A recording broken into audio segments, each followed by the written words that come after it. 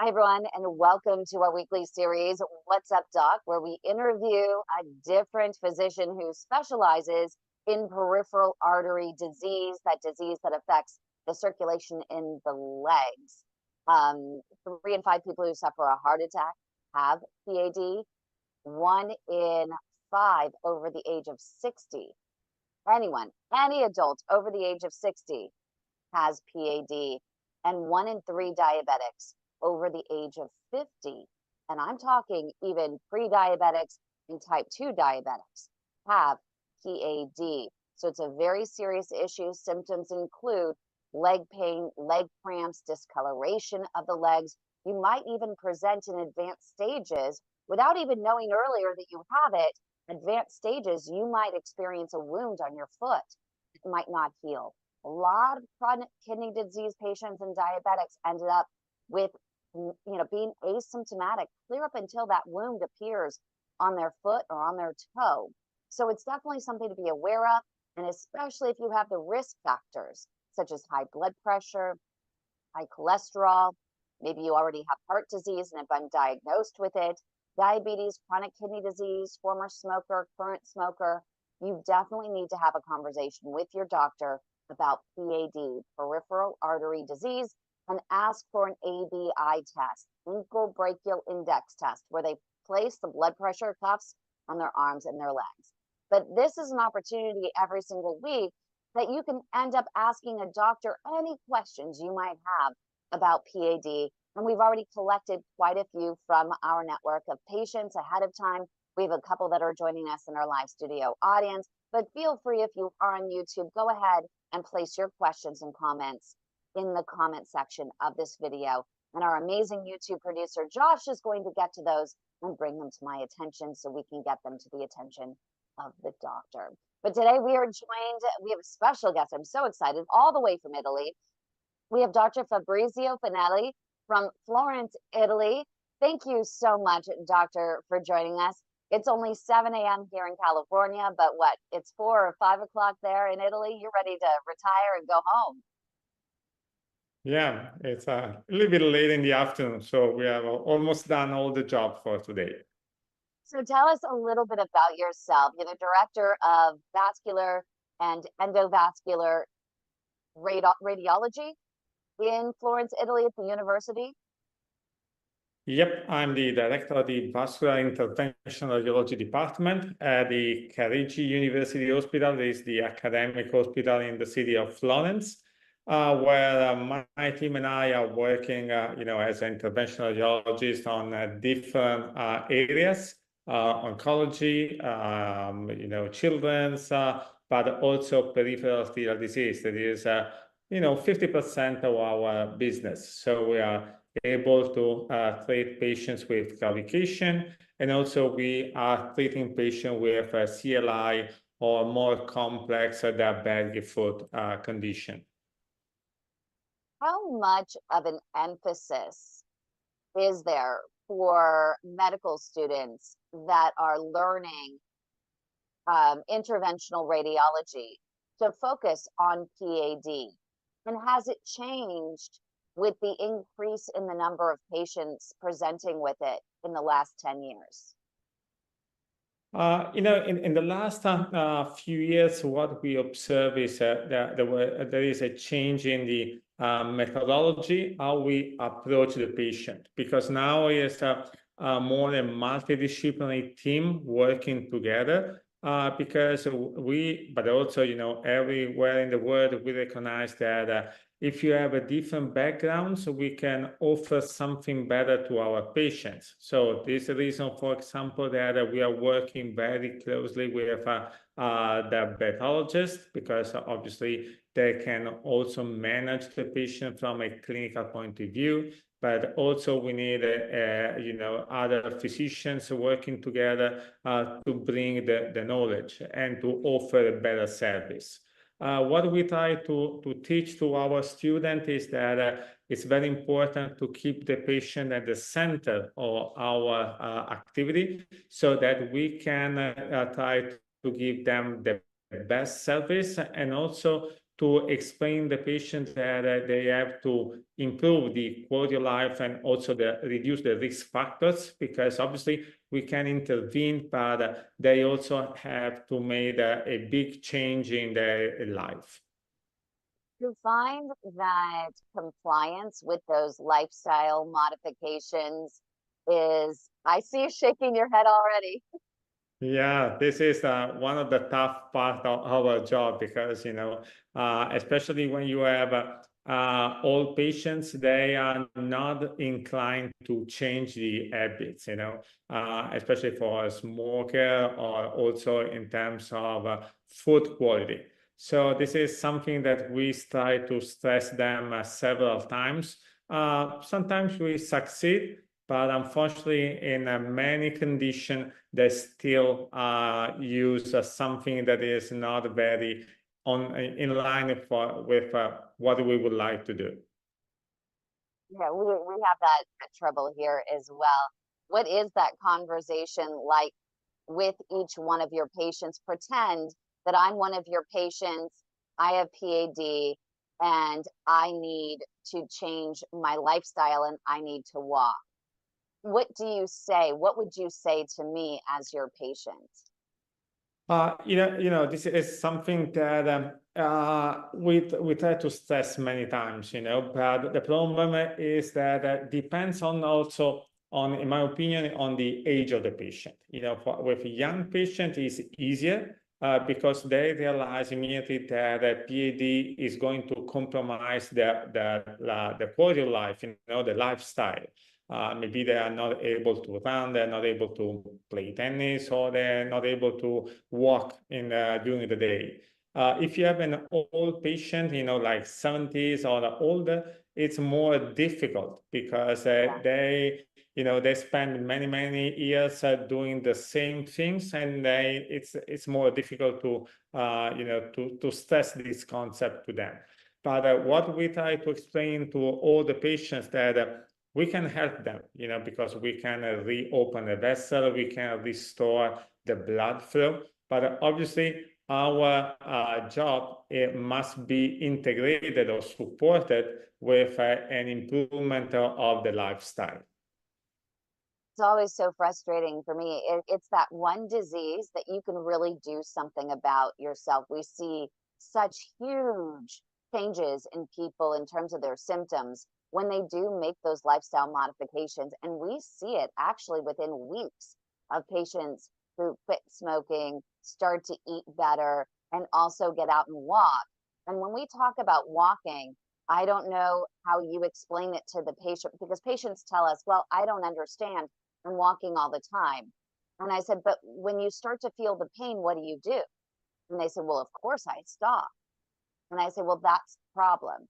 With PAD, in order to grow those collateral vessels, you need to walk through that pain, and in order to grow and trigger those collateral vessels, right? Absolutely. I think also that in the last year, it's a little bit easier to talk to the patients, because there is a lot of interest also from social media, or, more information regarding PAD. And also you are doing a great job, because you stress more the concept, how complex or how challenging is a PAD patient, or a disease related to the peripheral arteries. So it's important to them, to follow very, what we suggest to them. And for this reason, sometimes we ask also a psychological support, because I think this is also very important, to stress this concept not only to the patient, but also to the family members, because this can help, to the patient to improve, especially for those with a CLI or more complex situation. Bring up such an important point, because I think it should be standard protocol. It should be part of the 2024 guidelines for treating PAD to have a referral offered for some sort of counseling to go along with it. And that's not something that's offered here. Is that something that you've integrated into the protocols for treating? Is that something that's standard across the country? Or is that something just that you and your department are doing, and you're hoping that will spread across the country and even the world? I mean, this is something that we introduce in our multidisciplinary team because we observe for other disease that many times, patients require or needs some support. Obviously, the guidelines are not working in these areas at the moment. Maybe in the future, this is something that we can integrate in the global guidelines so that we can have offer something better, but it's not very easy because especially when you work in a multidisciplinary team, you have to it's time consuming. You have to talk with the colleagues, you have to talk about the patient, you have to talk to the patient, the family members, and if you are pretty busy with many other things to do and many other patients, you have to put a lot of effort, to find time and achieve the final goal. Yeah. How does a patient actually end up in radiology versus vascular surgery in your university system? Nowadays, there is a little bit more information about what an interventional radiology is doing. In our hospital, we are working closely with the vascular surgeons, not in all patients. And when we discuss a patient in the MDT, we know exactly if it is a patient that is more where a surgical procedure can have a better outcome. Obviously, we are doing that one. If the patient for comorbidities or many other reasons is more indicated for an endovascular procedure, we take care about the patient, or we work also together with interventional cardiology. So there are different options that we select according, to the type of the lesion, and the clinical aspect of each single patient. Oh, and so, when you have a patient, they go to the primary care, they get diagnosed with PAD, right? So they get diagnosed at the primary care level, correct? Yes. And then they're referred to one of the 3 departments? Yes, and that's correct. Is it up patient is coming primary with care to choose? Yep. Or how? Oh, really? No, the primary care chooses patient, which department? Yes, the patient is coming from the GPs or from a referral center with a peripheral arterial disease. Generally, they already had a duplex scan or something, in an imaging modality to see the disease. And then we discuss the patient in this group. So if a patient is referred to us or to the vascular surgeons or to the interventional cardiologist, then we bring the patient into the discussion in our group. And then we define for each single patient, which is the next step. This would be maybe more imaging as a CT angio, or we define which kind of treatment is better for them. This would be, endovascular, could be surgical. If it is endo, we define just angioplasty, stenting, atherectomy, or whatever. So what it sounds like you're saying is it comes to you at the radiology department, the interventional cardiology department, and vascular surgeons all get together and decide which patient goes where? Yes. You decide together? Okay, so it's not the primary care. The primary care says they have PAD. Here are the 3 practices treating PAD, and you 3 decide which department the patient should fall in. Yeah. It's actually a pretty nice way to do it. Oh, I mean, it's not easy. Is it like kumbaya? Because Everyone agrees? no, it's not easy, obviously, because we discussed, that made not a big sense to split the patient between the different groups, obviously, because if I'm doing 1 case per month, my experience is less. So we define that if we merge all the patients in the same group, we can then discuss which is the best treatment. And this also offer a best service to the patient, because you know, if it is a more a surgical indication, surgeons are ready to you know, to go on. If it is a more you know, in the vascular, we take care of it. Do you find that the doctors in your group are a little bit more upfront and honest as to where their skill set lies because of that format? Because, for example, we always say here in the United States that there are a lot of doctors that argue for their own limitations, and they say, if I can't do it, no one else can do it. And so they never give up the patient. And I would imagine in your scenario, that doesn't happen. No, I mean, it's, you know, we try to put our super just to give the patient, you know, the best. And obviously, it's not easy, because, you know, someone can say, oh, I'm doing better than you or others. But I think that what it's important to be very honest with the patient, because especially for peripheral arterial disease, if there is something not working very well, the patient is coming back to you after a month or 6 months, and then you have to explain why the patient is coming back. So I think it's something that you have to consider, because not only for not for claudicants, but especially for CLI, many times patients are coming back, you know, after a couple of months, because you have to do a secondary procedure or you have to re-intervene again. So it's very important, in my opinion, to create a very honest relation with them. I absolutely love what you just said.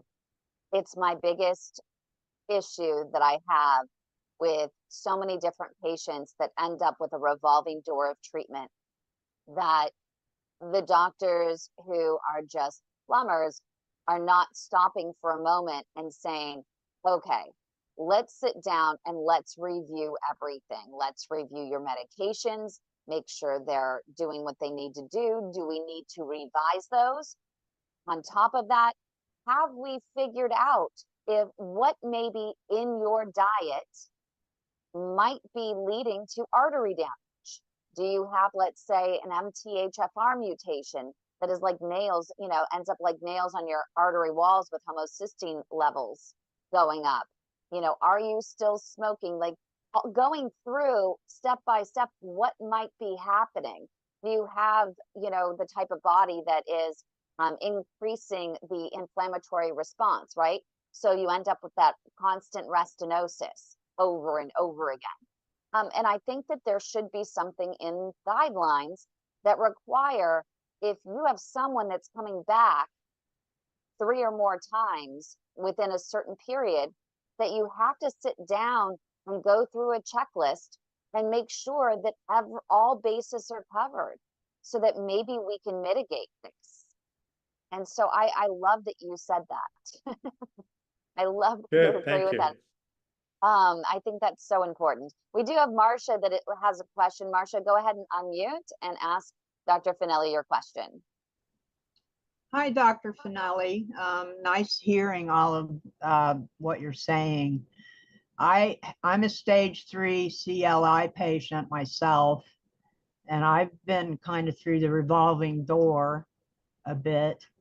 And I know from personal experience that PAD really requires a concerted, multidisciplinary approach with open doors. I'm a retired X-ray tech. I came from a hospital. My first procedure was my second procedure was a vascular surgeon who woke me up from the procedure and said, can't do it, no access, so your choice is to live with the pain or have an above knee amputation.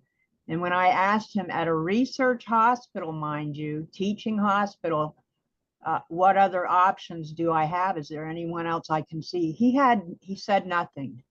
He closed door, closed mouth. And fortunately, I found Kim in the Global PAD Association, who's helped me immensely to improve. So my question to you is, considering how complicated PAD is to begin with, then you throw in all of these other things like wound care and pain management, and like some of the interventional cardiologists I've spoken with, they just turn and walk away when you bring that up. And I'm like, why? What can we do to get the whole team on board in a more concerted effort? Oh, yeah, this is a $1 million question, because unfortunately there is everywhere in the world a very tight competition between specialists. In some center, the vascular surgeons are taking care of all the business.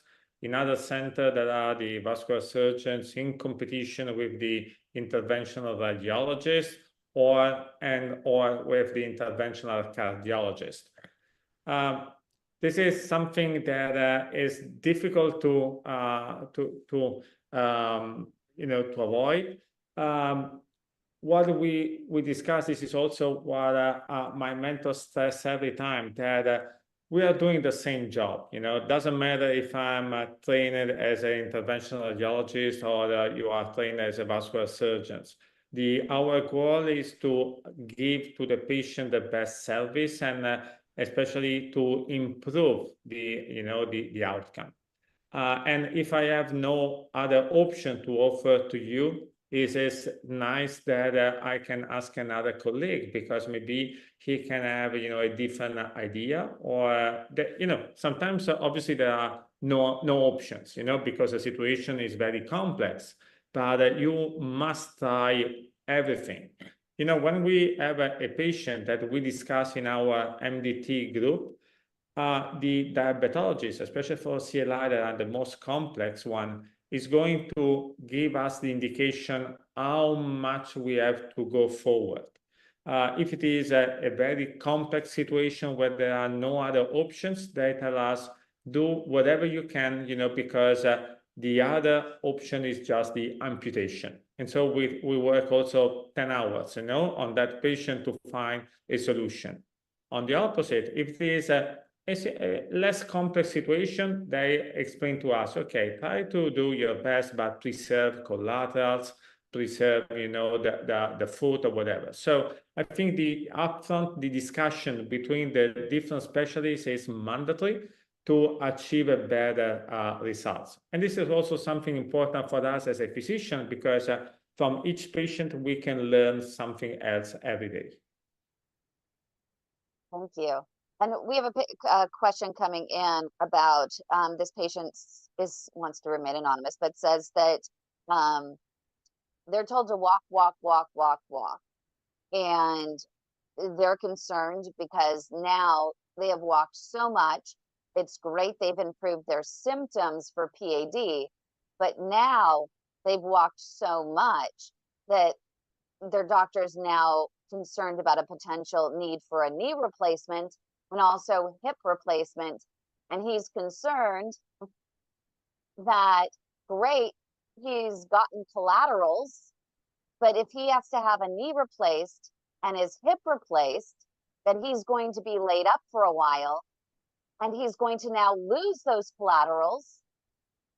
His hip will be better, his knee will be better, but then his PAD is going to come back with a vengeance. Yeah. So it feels like this constant push and pull, right? Yeah, we're telling every time that between white and black, there is something in the middle.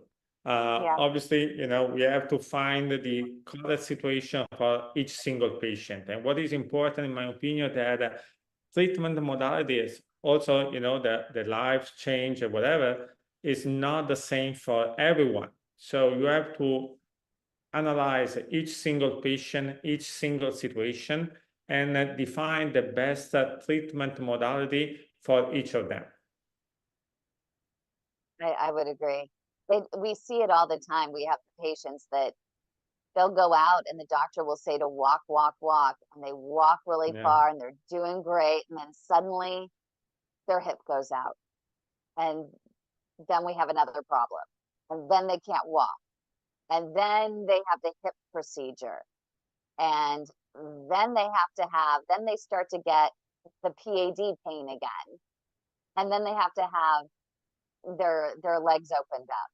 And it's hard to have hope sometimes with PAD, because it seems to be a never ending battle.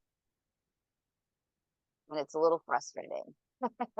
Yeah, no, absolutely. I agree with you that, it's sometimes it's also difficult to find the correct balance, between the walking and between the medical treatment and to keep a vessel patient. And what is a little bit frustrating for us, that sometimes you have a nice or simple lesion, you treat the lesion, you think that you did a great job, you can have a very nice outcome. And after a couple of weeks or after a week or a couple of days, patient is coming back with, the appearance of symptoms.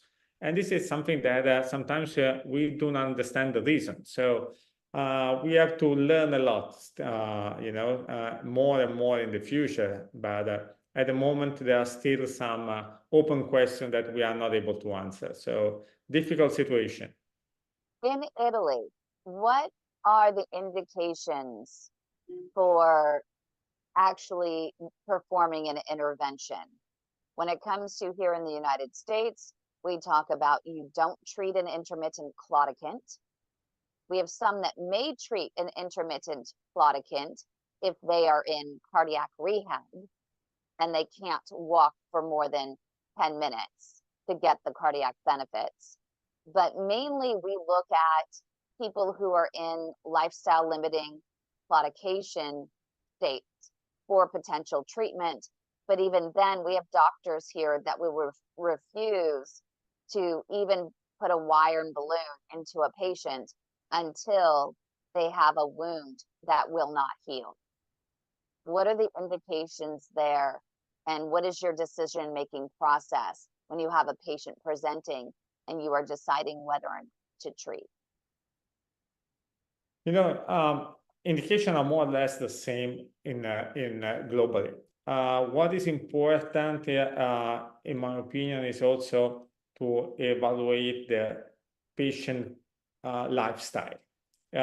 Obviously, if you have a young patient, like 65 years old or something like that one, 50 meters claudication is something that is going to compromise the quality of life, and you need to intervene.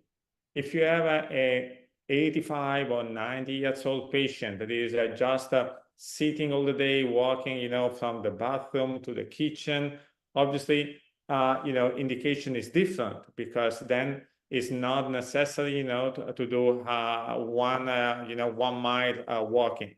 So I think this is very important to analyze, the lifestyle and also the patient characteristics. Are you seeing in Italy what we're seeing here, which is what used to be an old person's disease is now hitting younger and younger patients? We had an article that came out in Science Direct that said we have seen an increase in the number of CLI patients, critical limb ischemia patients, in their 20s. And in our network, we see a very large contingency of these patients in their 30s now. Is that similar there, or do you find that you still have the majority above 60? No, unfortunately, no. It's the similar situation. What is the reason?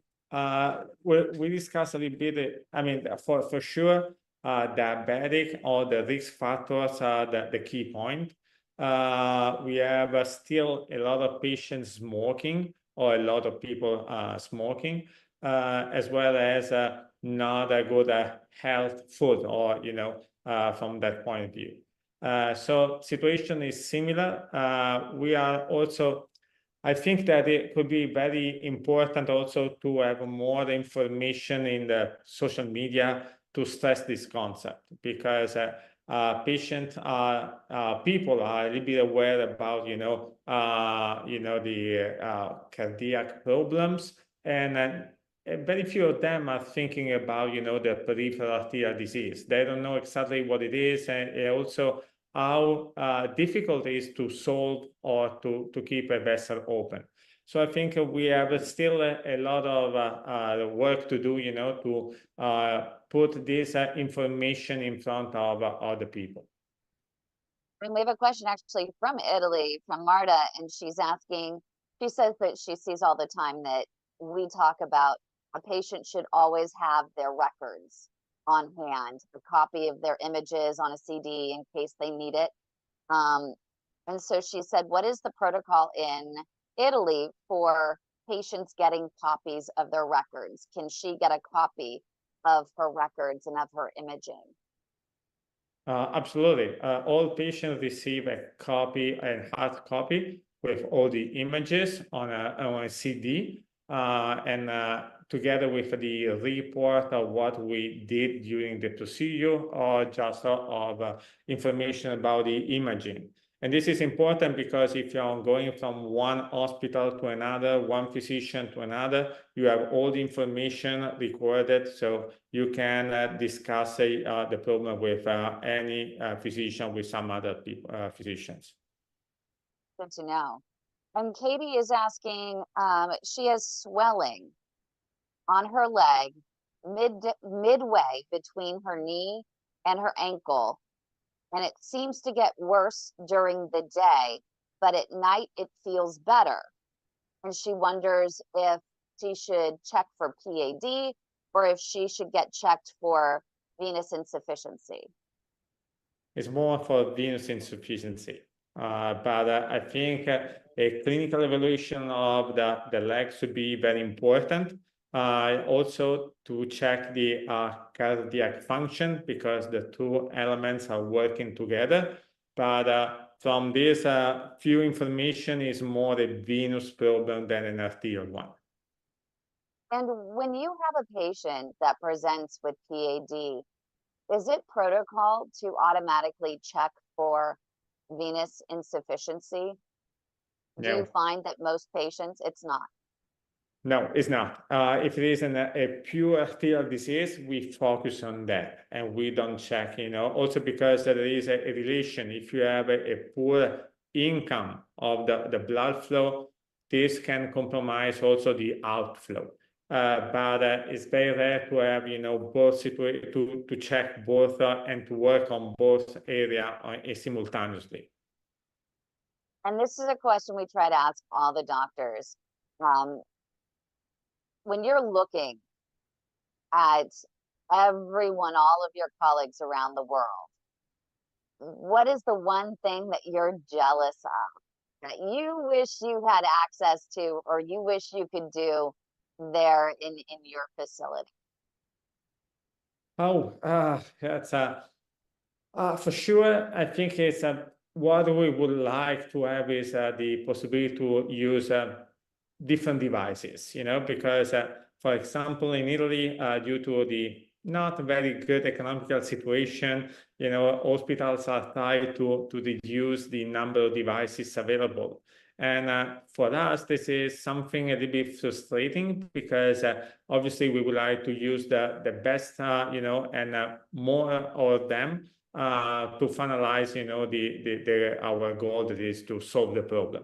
So I think this is something that I would like to see to have better or to improve. I'm going to tell you, I've been around the world with hundreds of doctors, watching thousands of hours of procedures, and I would contend that the Italians have the best wire skills. Okay. Happy to hear this. You agree? I mean, you have to really work with those wires to get through some of that really hard calcium, and you don't have the luxury of having some of these other devices to help you through. Yeah. So there's a lot of step and repeat with those balloons. No. Yes. It's good for us. Yeah. But you do a lot of interesting things with off-the-shelf tools. For example, I've even seen over there a couple of deep vein arterializations with off-the-shelf tools. Are you able to do that at your university, or is that something that you guys are still trying to work on bringing into your region? No, we are still doing, I cannot say a lot, but several, off-label use of different devices. This is something obviously that we disclose with the patient before, but we inform that, we can try to use them in a different way to have a better result. And also, obviously, from a legal point of view, this is a little bit controversial because we are sometimes going outside the IFU. But in my opinion, if we can achieve a better results, it's okay. Obviously, you have just to have a good idea of what you are doing. If a person's on deck for amputation, then, I mean, I've been in a couple of cases with Dr. Marco Manzi, and they have already scheduled the amputation for the next day. And anything they can do to minimize that amputation the day before, they really try to do everything in their power, as long as it's not going to be something that would be ultimately detrimental or could cause more harm. No, that's for sure. And as I said before, depends on, especially on the situation. If you have a very complex situation where there is no other option, we try to do our best and all we can, to try to reduce the amputation or to minimize it. If it is on the opposite, a claudican, we are working very carefully because we don't want to to shift from a claudication to a CLI patient. So we keep an eye, on what we are doing to avoid complication. One question from Robert. Robert says that he had a procedure, he had an intervention done several weeks ago, actually in July, and he still has about a quarter-size hematoma that has not gone away all the way. He has been back to the doctor, and the doctor said it's just going to take time. But when should he get a second opinion at this point? Because he's concerned, will this hematoma ever go away? Hematoma is a complication, but it's not a complication. It's something that we have to keep in mind, especially nowadays where we use a lot of drugs to to keep the blood more fluid. Obviously, it takes more time. Generally, is around 3 weeks to go away. But what is important is that the tissue must be very soft. If it is harder, then it's something they have to check more or investigate more, because maybe you have a pseudoaneurysm and you have still some bleeding active. And then our final two here that we had talked about a little bit at the beginning, but we have a series, it's the journey to diagnosis. And so I want you to think about a patient that has come to you a little bit too late. Tell us about this patient, their situation, and what others can learn from that person. This is not easy. Not easy because many times it's not, we would like to see the patient in an early stage. But sometimes patients are going to a GP or other physician, and they do not realize immediately that the situation is very complicated or is very serious. And then you lose time. What we learn, and this is pretty common, that CLI patients the situation is related to the time when you intervene. So if you go 4 hours earlier, you can have for sure a better results, and you can minimize the complication or the amputation or whatever. So it's important. We try to stress the referral physician that if there is another patient with a similar condition or a initial sign of a CLI, they have immediately send the patient to to us or to another center to do a revascularization. Do you have any efforts going on right now? I mean, everyone's focusing on educating the patients, but at what point does the medical community need to come together and say to the general practitioners, hey, this is your responsibility, and we need to educate you, not the patients. We need to educate the GPs and expand the curriculum for PAD for those practitioners. Unfortunately, no. This is something that we discuss in several meetings, with other experts, that we need to see the patient in an early stage. But at the moment, I think in Italy, but from my knowledge, also in Europe, there is no action, to try to reduce the time between the initial, evaluation of the patient and the final treatment. My final question is, I want you to think about one of your recent cases that you are most proud of.